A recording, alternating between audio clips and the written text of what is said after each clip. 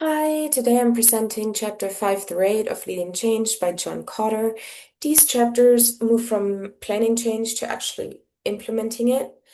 Kotter argues that this implementation phase is where most change efforts fail, and that's not because the strategy is bad, but because execution breaks down.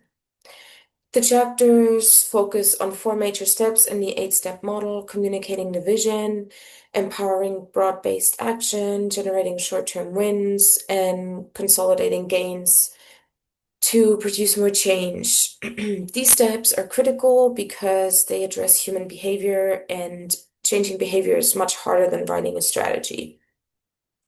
Change is not a memo, it's a sustained leadership effort. As shown on this slide, the first three steps of Kotter's model prepare the organization for change: creating urgency, building, guiding coalitions, and develop vision. Chapter 5 through 8 focus on what happens after preparation. This is where many organizations struggle. Planning feels productive, execution feels uncomfortable. Execution requires leaders to constantly communicate, remove resistance, and maintain energy over time. Connor emphasizes that transformation is a process, not a single announcement, and these chapters represent the core of that process. Cotter argues that leaders almost always undercommunicate the vision. They assume that because they understand it clearly, everyone else does too. But employees are skeptical and they've seen change efforts fail before. They need repetition.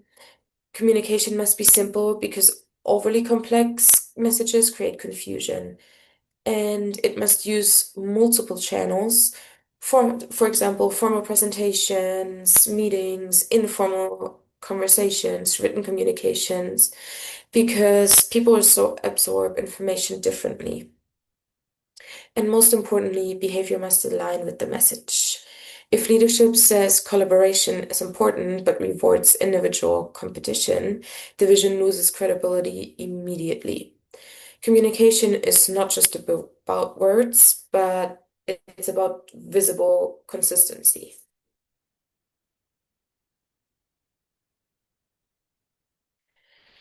Why communication efforts fail? Communication fails for several predictable reasons. First, under communication. Leaders mention the change once and move on. Second, mixed signals. If executives contradict each other publicly, employees lose confidence. And third, one-way communication. When employees cannot ask questions, rumors spread. And finally, lack of emotional appeal. Change creates uncertainty. If leaders only present data and ignore emotions, they miss the human side of the transformation. And Cotter makes it clear that leadership is about influencing both thinking and feeling.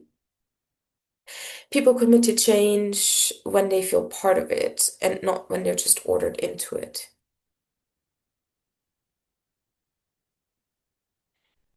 Now, for leadership by example, the slide emphasizes modeling behavior.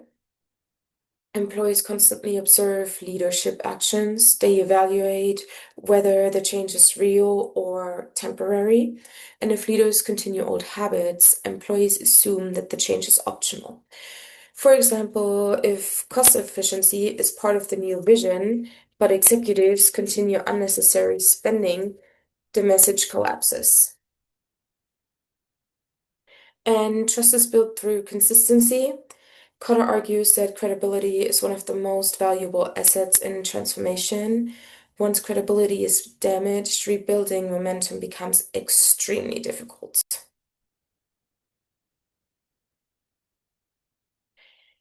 Empowering actions. Even if communication is strong, employees may still feel powerless.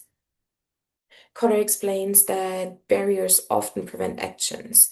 These barriers can be structural, such as rigid hierarchies, or cultural, such as fear of punishment. Empowering actions mean actively identifying what blocks progress and removing it. And this may involve changing reporting structures, adjusting incentive systems, or providing new training. Empowerment is not symbolic, it requires structural change. Removing obstacles. Obstacles can include resistant managers who feel threatened by change. Middle managers often have the most to lose during transformation. If they quietly resist, they can slow impletion without openly opposing it. Outdated systems can also block progress. If performing metrics reward old behaviors, employees will continue to follow them. And Kotter emphasizes alignment. System, incentives, and leadership behavior must reinforce the vision. Encouraging risk and initiative.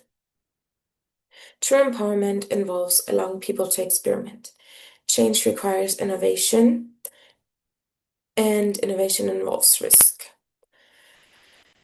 If employees fear punishment for mistakes, they will default to safe behavior. Cotter explains that leaders must support calculated risk-taking and reward behaviors aligned with the vision. This creates a psychological safety, which is essential for transformation. Without empowerment, the vision remains theoretical.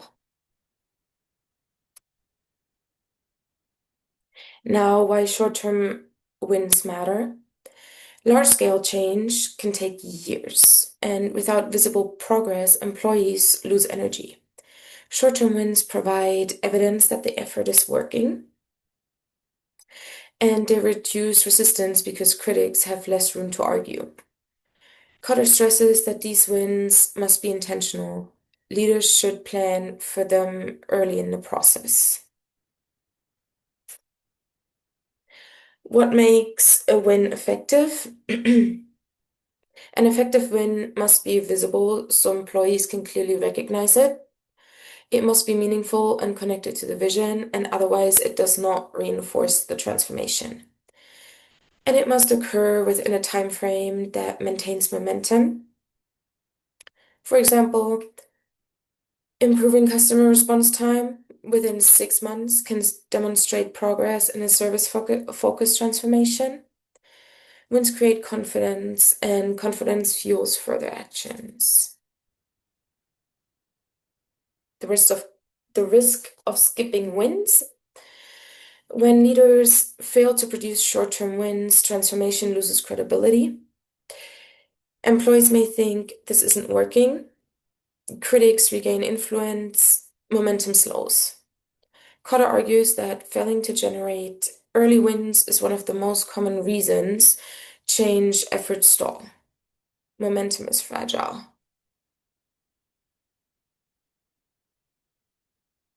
Now, consolidating gains. After early wins, leaders must avoid complacency.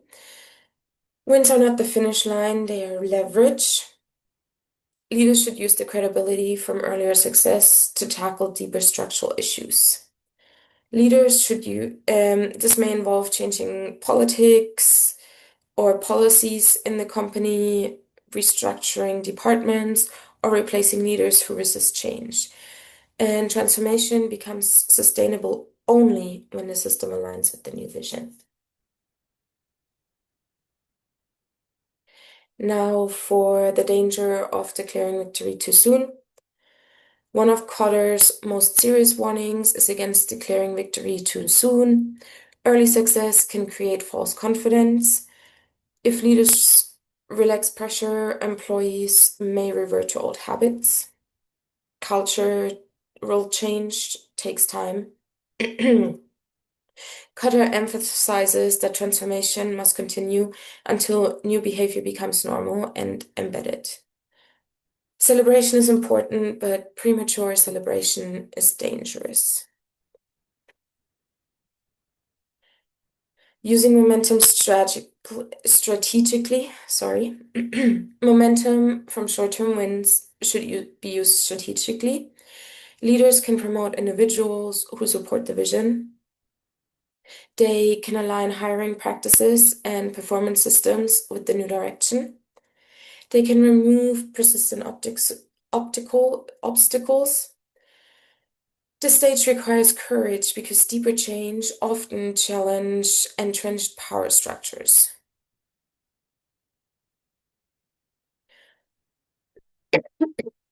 Sorry. Now, how steps 4 to 7 connect? These chapters show that communication leads to empowerment. Empowerment allows action. Action produces wins. Wins create momentum. Momentum enables deeper transformation. Each step builds on the previous one, and skipping a step weakens the whole process.